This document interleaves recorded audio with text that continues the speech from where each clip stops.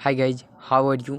आज मुझे पढ़ना है ऑटोमेशन के बारे में। ऑटोमेशन जो है ना, मेरे इलेक्ट्रिकल इंजीनियरिंग ब्रांच 5th का फर्स्ट टॉपिक है। इसके बारे में हमें जानना है कि ऑटोमेशन क्या होता है, कि यह किस तरह हमारे लिए यूजफुल है या हार्मफुल है, इसका क्या इफ़ेक्ट हमारे समाज पे पड़ रहा है और हमारे कंपनी फैक्ट्रीज किस तरह इससे प्रभावित है। ठीक है, तो ऑटोमेशन के बारे में जानना है। ठीक है, क्या होता है यह। तो it is also called an labour saving technology.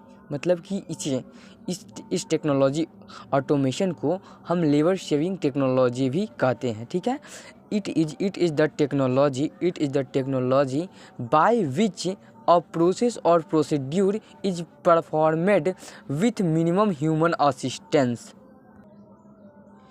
इसका मतलब यह हुआ कि यह उस तरह का टेक्नोलॉजी है जिस टेक्नोलॉजी में हम कम से कम ह्यूमन असिस्टेंस का प्रयोग करके हम किसी भी वर्क को कंप्लीट कर सकते हैं। जैसे कि मान लीजिए किसी भी कंपनी फैक्ट्री में हम विभिन्न तरह के टेक्नोलॉजी का यूज कर रहे हैं कि नहीं, जैसे कि कंप्यूटर, रोबोटिक्स का यूज़ कर रहे हैं। ये सब हमारा जो है एक ऑटोमेशन का प्रकार है। ठीक है, ऑटोमेशन वहाँ पर हम लेबर का यूज़ नहीं करते। जैसे कि 100 लेबर की तुलना में एक कंप्यूटर या रोबोटिक्स वर्क कर सकता है। यही हमारा एक ऑटोमेशन का एग्जाम्पल है। ठीक है, ऑटोमेशन और ऑटोमेटिक कंट्रोल, जिसमें ऑटोमेशन वह प्रक्रिया है जिसमें ऑटोमेटिक कंट्रोल किया जाता है। किसी भी एक्टिविटीज़ को हमें ऑटोमेटिक कंट्रोल करने का तरीका यही है मेरा ऑटोमेशन। ठीक है, उसके बाद हमको क्या पढ़ना, तो अगला टॉपिक हमें पढ़ना है कि नीड्स ऑफ द ऑटोमेशन, मतलब कि हमें ऑटोमेशन की क्या ज़रूरत है। ठीक है, मान लीजिए हम ऑटोमेशन के बिना भी तो वर्क कर सकते हैं किसी वर्क को, लेकिन इसकी ज़रूरत क्या है। तो फर्स्ट है कि इंक्रीज इफिशियंसी, मतलब कि यह इफिशियंसी को बढ़ावा देता है।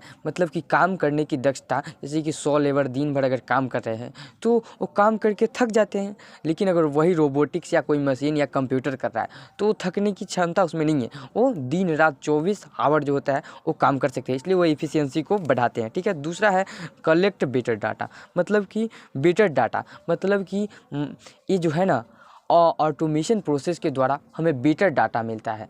मान लीजिए कि 10 लेबर मिलकर किसी काम को, ठीक है, दिन भर करते हैं लेकिन वो कंप्लीट नहीं होता है, क्या हुआ। लेकिन अगर वही ऑटोमेशन के द्वारा करते हैं, ठीक है, वो एक ही करेगा, एक ही ऑटोमेशन में एक ही कंप्यूटराइज डिवाइस करेगा, लेकिन उस काम को कंप्लीट वो कर देगा।